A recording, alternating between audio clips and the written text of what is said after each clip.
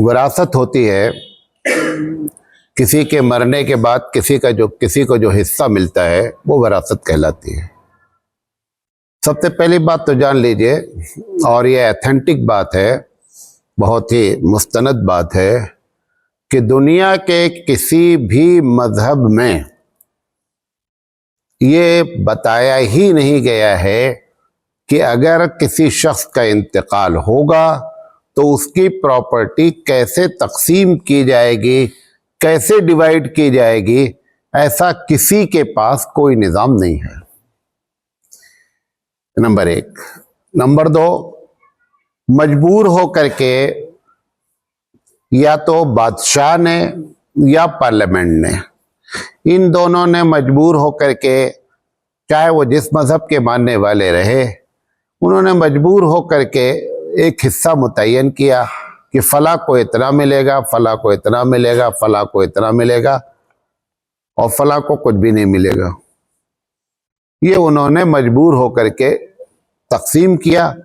اب تقسیم کرنے میں یقینی بات ہے کہ ایک طرف اللہ کی تقسیم ہے اور ایک طرف بندے کی تقسیم ہے۔ بندے کی تقسیم میں روزانہ لڑائی ہے۔ اللہ تعالیٰ نے جو تقسیم رکھی ہے وہ بڑی، اس کی رحمت، کس کو کتنا حصہ ملنا چاہیے یہ اللہ ہی بہتر جانتا ہے، اور اس نے اپنی علم کے مطابق کہ کس کو کتنا حصہ دیا جائے، وہ ایک رحمت کے طور پر اللہ تعالیٰ نے حصہ متعین کیا ہے۔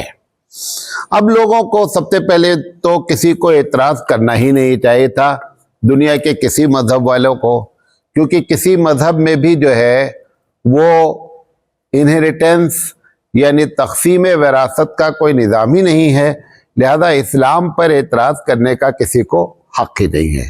وراثت میں جو سب سے بڑا اعتراض ہے لوگوں کو وہ یہ ہے کہ اگر ایک والد کا انتقال ہوا، 3 روپیہ چھوڑ کے مرا، کتنا؟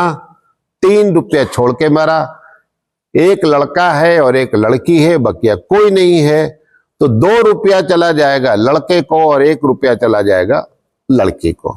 اب ساری دنیا کو یہ کھٹکتا ہے کہ صاحب لڑکی کو آدھا دیا گیا اور لڑکے کو ڈبل دیا گیا، یہ جو ہے وہ انصاف نہیں ہوا ہے۔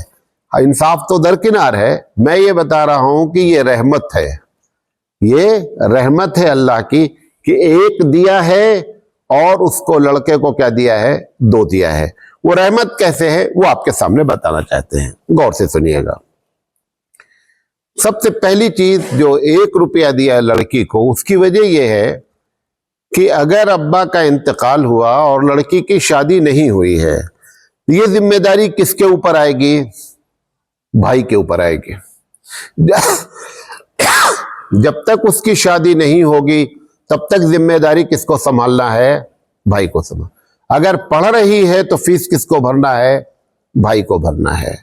سوال یہ ہے کہ جب ساری ذمہ داری بھائی کے اوپر شریعت نے ڈالی ہے تو بھائی کو زیادہ اگر نہیں دے تو پھر سوال یہ وہ ذمہ داری کیسے سنبھالے گا، اور نفسیاتی طور پر وہ ٹینشن میں رہے گا کہ 1.5 روپیہ دونوں کو مل گیا ہے اور پھر ہم اپنے 1.5 میں سے کیا کریں؟